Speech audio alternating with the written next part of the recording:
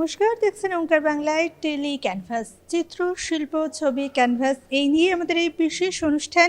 আমি মিহিকা রয়েছে আপনাদের সঙ্গে, আর এই মুহূর্তে আমরা রয়েছি একাডেমি অফ ফাইন আর্টসের সেন্ট্রাল গ্যালারিতে। চলছে একটি ফটোগ্রাফির প্রদর্শনী। হ্যাঁ, ঠিকই শুনেছেন, আমাদের আজকের এপিসোড চিত্র প্রদর্শনী নিয়ে নয়, ফটোগ্রাফির প্রদর্শনী নিয়ে। অসাধারণ কিছু কাজ রয়েছে, আর আজকের এই 43টি ফটোগ্রাফির বিষয় কিন্তু নর্থ ভিয়েতনাম। আমাদের যে ফটোগ্রাফার আজকে রয়েছেন আশিস সুর, তিনি পেশাতে সিভিল সার্ভিসে থাকলেও তার নেশা ছিল এই ফটোগ্রাফি। আর গত 5 বছর ধরে তিনি বিদেশে ঘুরে ঘুরে নানান জায়গার ফটোগ্রাফি করছেন। বলা বাহুল্য ল্যান্ডস্কেপ ফটোগ্রাফি করছেন, যেটা কিন্তু খুব রেয়ার জিনিস। ল্যান্ডস্কেপের খুঁটিনাটি অসাধারণ কিছু প্রাকৃতিক দৃশ্য, প্রকৃতির নিজের ছন্দ, প্রকৃতির নানান রং, ধাপচাষ থেকে শুরু করে আকাশের আলাদা আলাদা রং, সেই সব কিছু বিভিন্নভাবে সুন্দর করে ফুটিয়ে তুলেছেন তিনি তার এই ফটোগ্রাফিগুলোর মধ্যে দিয়ে। চলুন, আজকে আমাদের বিশেষ অতিথি হিসেবে থাকবেন ফটোগ্রাফার আশিস সুর। তার সাথে কথা হবে, আড্ডা হবে, গল্প হবে, ছবি দেখবো আমরা, ছবির পেছনের গল্প শুনবো, আর ফটোগ্রাফারের গল্প তো অবশ্যই আছে। এই মুহূর্তে আমাদের সঙ্গে রয়েছেন বিশিষ্ট ফটোগ্রাফার আশিস সুর। স্যারকে আমি ওঙ্কার বাংলার পর্দায় স্বাগত জানাচ্ছি। প্রথমেই যে প্রশ্নটা আগে করে দেবো, কাজ তো অসাধারণ দেখতে পাচ্ছি, সেই গল্পতেও আসবো, কিন্তু এই যে ফটোগ্রাফির নেশাটা, সেটা শুরুটা কিভাবে হলো? নেশাটা শুরু লগ্নে ছিল না, শুরু লগ্নে ভালো লাগাটাই শুধু ছিল। তারপরে ছবি করতে করতে যখন এর গভীরতার স্বাদটা পেতে শুরু করলাম, তখনই বোধহয় আমার মধ্যে নেশাটাও জাগতে শুরু করলো। বেসিক্যালি কোন জনারগুলো, মানে কোন বিষয়গুলো সবচেয়ে বেশি পছন্দের? এই কথাটা বলতে গেলে শুরুর লগ্ন দিয়ে শুরু করতে হয়, অর্থাৎ গানে যেমন সারেগামার সবাইকেই শিখতে হয়, তারপরে কেউ রবীন্দ্রসঙ্গীত, নজরুলগীতি, পল্লীগীতি ইত্যাদি ইত্যাদিতে চলে যায়। আমাদের ফটোগ্রাফির বেসিক যে আমরা শিখবার জন্য যে ধরনের ছবি তুলে থাকি, সেটা হচ্ছে মানুষ কেন্দ্রিক, হিউম্যান ইন্টারেস্ট বলা যায়। তো হিউম্যান ইন্টারেস্ট দিয়েই সবাইকে তুলে হাত পাকাতে হয়, মগজ পাকাতে হয়। তো সেইটা দিয়েই শুরু করি, ওরমভাবে 3-4 বছর চলে। তারপরে একদিন ভাবনা এলো যে ফটোগ্রাফিটা করি কেন, কী জন্য, পারপাসটা আমার কাছে স্পষ্ট করতে হবে। তখন দেখলাম যে অনেকগুলো জনার আমার সামনে আছে, তার যে কোনোটাতে আমি যেতে পারি। তা আমি দেখলাম ল্যান্ডস্কেপটা কেউ করে না, মানে শুধু ল্যান্ডস্কেপ নিয়ে পড়ে আছে, পিওর ল্যান্ডস্কেপ নিয়ে, নেচার ল্যান্ডস্কেপ নিয়ে পড়ে আছে। আমার চোখে ভারতবর্ষে কাউকে আমি পাইনি। তো আমি দেখলাম তাহলে এই জনারটায় কাজ করি, অন্যান্য জনারে তো অন্য লোক কাজ করে, তা আমি একটু অন্য ধারায় কাজ করি। এই আমার ল্যান্ডস্কেপ ধারায় আমার পদার্পণ, এবং ল্যান্ডস্কেপটাই আমার এখন প্যাশান হয়ে দাঁড়িয়েছে। আমি গত 22-23 বছর শুধু ল্যান্ডস্কেপ তুলে বেরিয়েছি, শুধু ল্যান্ডস্কেপ, অন্য কোনো ছবি তুলিনি। এই যে ল্যান্ডস্কেপের ফটোগ্রাফি করার জন্য, ল্যান্ডস্কেপের ছবি তোলার জন্য তো আপনি দেশ বিদেশ ঘুরে বেড়াচ্ছেন, আর সেই এক্সপিরিয়েন্সগুলো যদি আমাদের সাথে একটু শেয়ার করেন। ল্যান্ডস্কেপ একটু আগে বলতে হয় যে ল্যান্ডস্কেপ কাকে বলে। সোজা কথায় বলা যায়, ঘরের বাইরে বেরিয়ে যা চোখে দেখি সবই ল্যান্ডস্কেপের আওতাধীন, সবই ল্যান্ডস্কেপের আওতাধীন। আবার তার মধ্যে ভাগ হয়ে যায়, যেমন সিটিস্কেপ, রুরালস্কেপ, ক্লাউডস্কেপ, সিস্কেপ, মানে দীঘা পুরীতে গেলে যে সমুদ্র হলো সিস্কেপ, পিওর নেচারস্কেপ আছে, ফরমেশন আছে, এরও আবার অনেক ভাগ আছে। তো তার মধ্যে আমার একটু নেচার ওরিয়েন্টেড যে ল্যান্ডস্কেপ, সেটা একটু বেশি টানে। ফলে দেশের মধ্যে অবশ্যই কিছু কিছু জায়গা, যেমন আমি স্পিতি, হিমাচল প্রদেশের স্পিতি ভ্যালি আমি 9 বার গেছি। তার উপরে আমি ছবি করে এই একাডেমিতেই আমি 2 বছর আগে আমি মনোক্রমে স্পিতির ল্যান্ডস্কেপ এক্সিবিশন করি। লাদাখ গেছি 5 বার, সেখানকার ল্যান্ডস্কেপ তুলি। সেখানকার ল্যান্ডস্কেপ নিয়ে আমি আমার 4 নম্বর একক আলোকচিত্র প্রদর্শনীটা করি এই একাডেমি অফ ফাইন আর্টসেই। মোটামুটিভাবে দেশের মধ্যে আমার প্রিয় জায়গার মধ্যেই দুটোই। এরপরে আমি ল্যান্ডস্কেপ তোলার জন্য যাই ভিয়েতনাম, নর্থ ভিয়েতনাম, যে এক্সিবিশনটা এখন চলছে, আমরা সবাই এখানেই হলে আছি, এটা 8 বছর আগে গেছিলাম। নর্থ ভিয়েতনাম শুধু কাভার করি। ভীষণ নর্থ ভিয়েতনামটা একটু মাউন্টেনিয়াস, পাহাড় পর্বতে আছে ভর্তি। তার উত্তর দিকটাই হচ্ছে চায়নার দক্ষিণ দিকটা, ফলে ওখানে পাহাড়টাই বেশি, আর পাহাড় আছে বলেই, আর ওখানে দুটো মনসুন হয়। যেহেতু আমাদের কেরালা স্টেট লাইনে আছে, কেরালাতেও দুটো মনসুন হয়, এখানেও দুটো মনসুন হয়, ফলে জলের প্রাচুর্যের জন্য গাছপালা, চাষবাস, ফল ফলাদি প্রচুর হয়। এই জলের প্রাচুর্যের জন্য চাষাবাদ করার জন্য ওখানকার লোক শত শত বছর ধরে ট্র্যাডিশনালি ধাপ চাষে অভ্যস্ত, ধাপ চাষ করে থাকে। কারণ প্লেন ল্যান্ড তো নেই, সবই তো পাহাড়। এই কেটে কেটে কেটে কেটে জলকে ওয়াটার লগিং করে তারা ধান এনে চাষ করে। এতে যখন ধান চাষ করার সময় যখন রোয়া হয় চারা, তখন এক রকমের বিউটি পাওয়া যায়, এক রকমের ছবি হয়। আবার যখন পেকে যায়, মানে অর্থাৎ মানে কাটার সময় হয়, তখন রং ধরে। সেই রং ধরার অবস্থাতেই, অর্থাৎ সেপ্টেম্বরের শেষের দিকে কোনো এক পুজোর ছুটিতে আমরা যাই, গিয়ে এই রূপের এত সৌন্দর্যের, এত কালারের ছবিগুলো তখন আমি পাই ওই সময়টা। তো কালারের ছবি ভিয়েতনামে, রং থাকবে, রঙের প্রাধান্য দিয়ে ছবি তুলতে গেলে সেপ্টেম্বর মাসটা খুব ভালো সময়। এই যে এত রকম জায়গায় ঘুরে কাজ করেছেন, যখনই আমরা ল্যান্ডস্কেপের ছবি তুলতে যাওয়ার একটা ব্যাপার হয়, কোথাও গিয়ে সেখানকার লোকাল মানুষদের সঙ্গে একটা ইন্টারাকশন, সেখানের জীবনের সাথে যেন একটু আদান প্রদান এরকম হয়। তো এরকম কোনো ঘটনা, কোনো স্পেশাল মোমেন্ট আছে যেটা বেশ মনে রাখার মতো, যেটা খুব মেমোরেবল ব্যাপারটা? এই প্রশ্নের সঠিক উত্তরটা দেওয়া খুব মুশকিল, কারণ হচ্ছে ভিয়েতনাম, একটু আইডিয়া দিই, ভিয়েতনাম জিওগ্রাফিক্যাল মেজারমেন্টে পশ্চিমবঙ্গের প্রায় 4 গুণ, লোক সংখ্যার সমান। তাহলে কি দাঁড়ালো? ডেনসিটি অফ পপুলেশন ওখানে অনেক কম, আর প্রত্যেকেই ওখানে কাজে ব্যস্ত থাকে। মানে এবার যেহেতু আমাদের হিউম্যান ইন্টারেস্টের ছবি নয়, অর্থাৎ মানুষের কাছে পৌঁছনোর চেষ্টাটা আমার মধ্যে থাকে না, বরং রাস্তা দিয়ে গাড়ি নিয়ে গিয়ে কতটা কাভার করা যায়, কত ছবি পাওয়া যায়, উপযুক্ত আলোতে, লাইটিং কন্ডিশনে উপযুক্ত জায়গায় পৌঁছানো যায় কিনা, এই টার্গেটটা থাকে। ফলে মানুষ এমনিতেই সাধারণভাবেই কম দেখা যায়, কারণ তারা কর্মব্যস্ত থাকে, খেতে কাজ করে, আর নতুবা পাওয়াই যায় না। 50 কিলোমিটার 70 কিলোমিটার লোক গেলে, জার্নি করার পরে দেখা যায় যে 2-4টে লোক, একটা দোকান, এরকম চলে। তো আমাদের মতো এত জনসংখ্যার জায়গা নয় বলেই ওখানে লোক পাওয়া যায় না, বা লোক সম্বন্ধে। তবে আরেকটা কথা হলো, ভিয়েতনাম আমাদের জন্য, বাঙালি ভারতীয়দের জন্য, বাঙালিদের জন্য স্পেশালি দুটো ব্যাপারে খুব সমস্যা করে। একটা হলো ভাষা, আর একটা খাদ্য। ভাষা মানে ইংরেজি, মানে কোনো ভাষাই বলা যায় না, শেষে বিরক্ত হয়ে বাংলাও বলতাম, তাতেও দেখতাম ওরা কিছু বোঝে। তো যাই হোক, কাজ চলে গেল, গুগল ট্রান্সলেটর দিয়ে কাজ চালাতাম, চলে গেল। আর হলো যে খাবার, ওরা স্টিকি রাইস খায়, যেটা সাউথ ইস্ট এশিয়ার প্রায় সব দেশই স্টিকি রাইস খায়, যেটা আমরা একদমই মানে ছুঁয়েও দেখবো না আমরা আর কি, এরকম অবস্থা। তো ন্যাচারালি এবার ফোগা হলো ওদের ভাষায় নুডলস, বড় বড় মোটা মোটা নুডলস বয়েল, আর ভেজিটেবল আলাদা করে বয়েল করা থাকে, অনেক ভেজিটেবল বয়েল করা আছে, আপনি যেটা যেটা নেবেন বললে দেখিয়ে দিলে ওরা দিয়ে দেবে। এইভাবে ফোগা দিয়েই আমাদের মানে খাবারের প্রয়োজনটা মেটাতে হতো।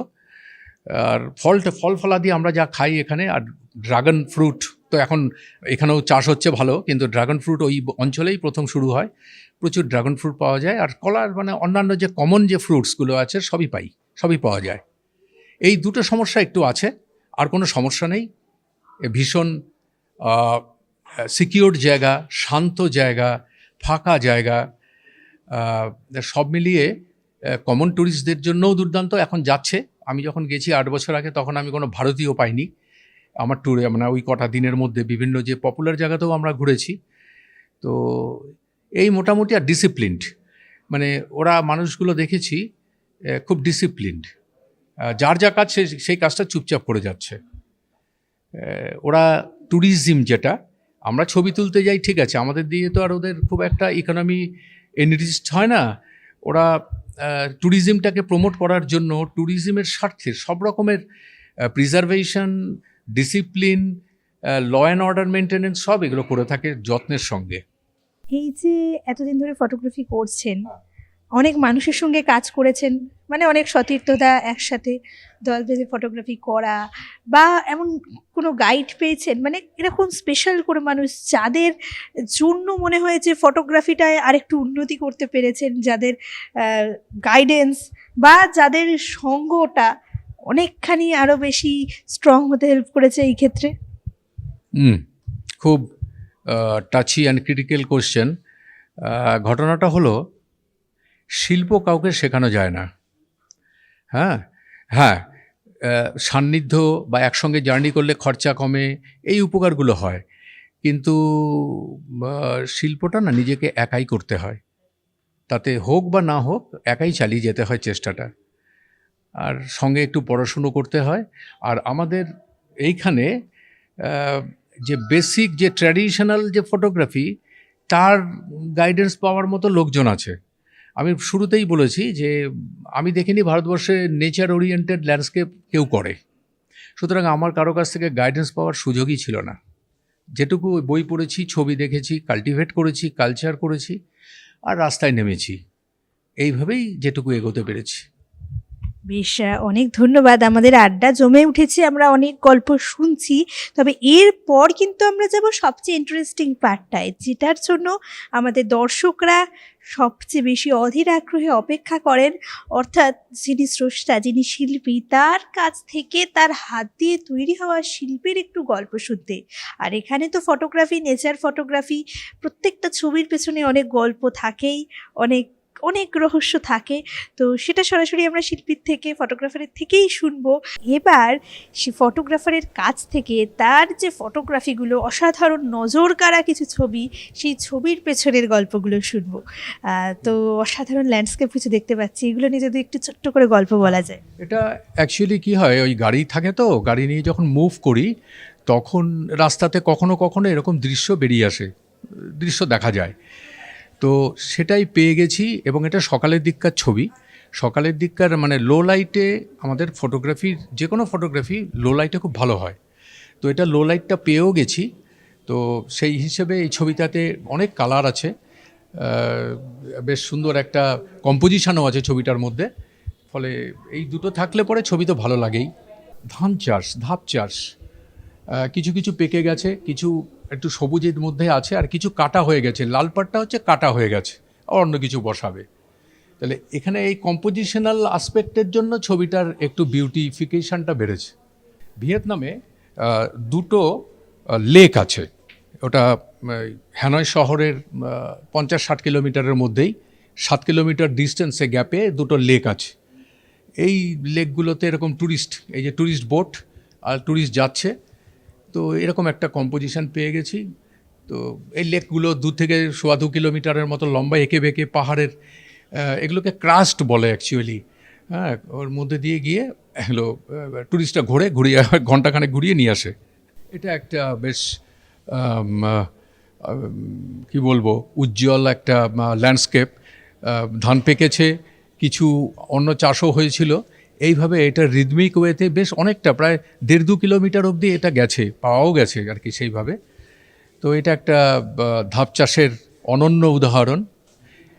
এটাও মোটামুটি এখানে সবই ধাপ চাষের ওপরে আছে, এটাও তাই। এটা একটা ওই নদীটার যে চলনটা, নদী তো আমরা মানে ঝোড়া, পাহাড়ের সুবিধা হচ্ছে জলগুলো ঝোড়ার ফর্মে থাকে এবং একটা রিদম থাকে পাহাড়ের ঝোড়াগুলোতে, সেই রিদমটা পেয়ে গেছি। আর একটু এখানে চাষের রঙটাও পেয়ে গেছি, এখানেও একটু পেয়ে গেছি। মানে ছবিতে এই ধরনের ভ্যারিয়েশন থাকলে ছবির মূল্যটা বাড়ে, দেখতে ভালো লাগে। এটাও দেখুন, এখনও সবুজ আছে, কিছু কিছু কেটেছে, কিছু কিছু কাটা হয়ে গেছে, আর কিছু সবুজ আছে। তো এইভাবে এস ফর্মে এটা আছে। আমাদের কম্পোজিশনে ফটোগ্রাফির অনেকগুলো ফর্ম আছে, তার মধ্যে এস ফর্মটা রিদমিক থাকে, ভালো লাগে মানুষের, তো এটা এস ফর্মে একটা পাওয়া গেছে। এটা হলো এটা ওপরে, আমি অনেকটা ওপরে, এখানটা বৃষ্টি পড়ছে, আর বৃষ্টি ওয়াটার লগিং হয়েছে, আর এইখানটা সামনেটা আমি একটু কালার পেয়ে গেছি, মানে কীভাবে ওরা কী করেছে। আর এখানটা কিন্তু একটু সবুজের মধ্যেই থাকছে, ডিপ সবুজ, মানে গাঢ় সবুজের মধ্যে আছে, কিন্তু এই যে সাদা সাদা জলগুলো যে লাগছে, ওই পুরো ছবিটাতেই ডিস্ট্রিবিউটেড আছে এবং ছবিটা বেশ একটু ব্যতিক্রমী ছবি। এই ছবি আমি দেখিনি আর, মানে আর পাওয়া যায় না, এটা পাওয়া গেছে। মানে দূর থেকে মনে হচ্ছে যেন একদম আয়নার টুকরো দিয়ে সাজানো রয়েছে। এটা হলো ভিয়েতনামে আছে, ব্যাংগিয়ক বলে একটা ওয়াটারফল আছে, ব্যাংগিয়ক। ওটা হচ্ছে চায়না বর্ডারে, ডান দিকটা চায়না, এই নদীটা গেছে, বাদিকটা হচ্ছে ভিয়েতনাম। তো ব্যাংগিয়ক, আমার অন্য ছবিতে ব্যাংগিয়ক ওয়াটারফল আছে, যেটা ওয়ার্ল্ডের fourth most beautiful waterfall in the world. তো এটা ব্যাংগিয়ক নদীটা নামছে, এবার নামলেই ওয়াটারফলটা শুরু হবে ডান দিকে।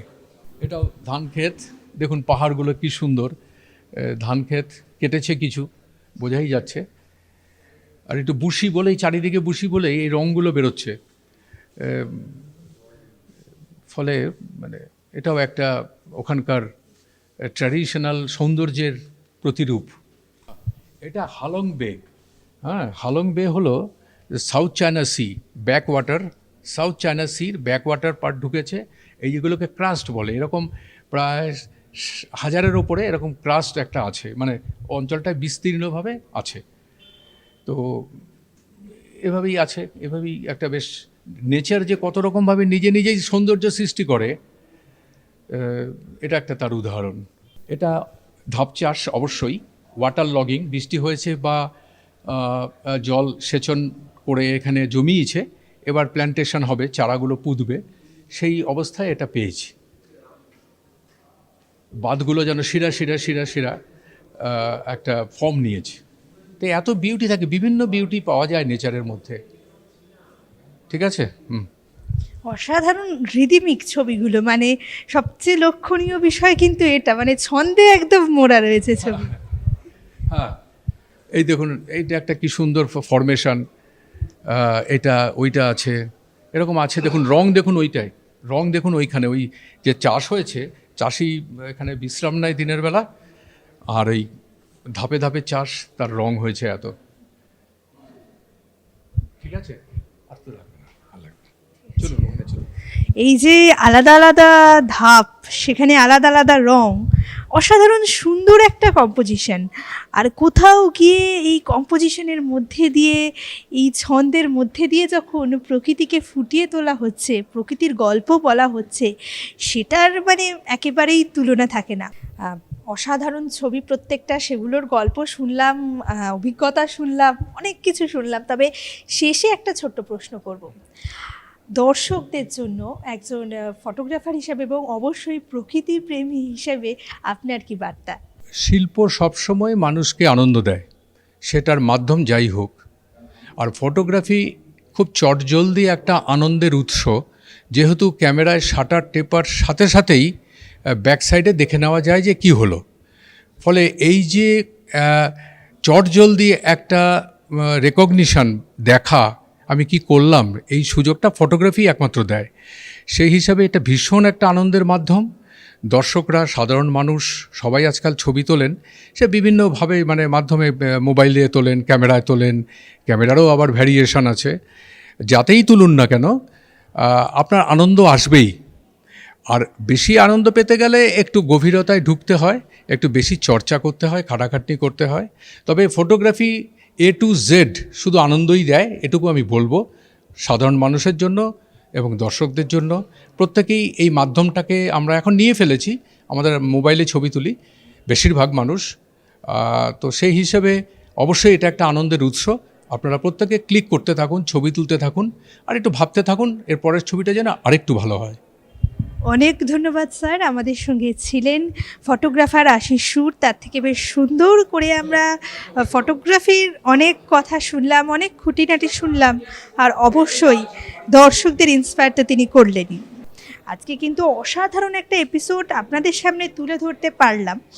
আর সত্যি কথা বলতে, একজন এমন ফটোগ্রাফার যিনি একদিকে তার প্রফেশনাল জীবনটাকে সামলে রেখে তার নেশা, তার প্যাশন ফটোগ্রাফিটাকে এইরকম জোরদারভাবে বাঁচিয়ে রেখেছেন, শারীরিক অসুস্থতাকে জয় করেও দেশ বিদেশ ঘুরে ফটোগ্রাফির চর্চা চালিয়ে যাচ্ছেন।